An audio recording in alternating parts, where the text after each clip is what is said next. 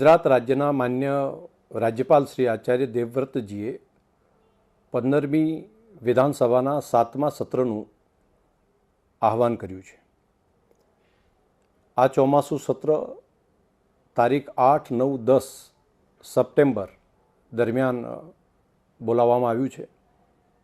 ગુજરાત વિધાનસભાએ જેની અંદર માન્ય ધારાસભ્યશ્રીઓ પ્રશ્નો પણ પૂછી શકે તે માટે આજથી કરી અને તારીખ 18, 19, 20 ઓગસ્ટ સુધી તેઓ પોતાના પ્રશ્નો ડાયરેક્ટ પણ નોટિસ આપી શકશે અને અહીંયા આવીને પ્રત્યક્ષ રીતે પણ દાખલ કરી શકશે.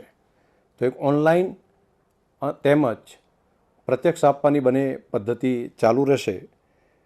ખાસ કરીને 3 દિવસ દરમિયાન સરકારી કામકાજમાં જીએસટી સુધારા વિધેયક તેમજ ફેક્ટરી એક્ટ સુધારા વિધેયક આ બંનેના જે વટહુકમ છે તે અંગે પણ વિધાનસભામાં રજૂ થશે. તે સિવાય પણ જો સરકાર પાસે કોઈ બાકીનું કામકાજ હશે તો એ પણ જ્યારે રજૂ થશે ત્યારે આગળ લેવામાં આવશે.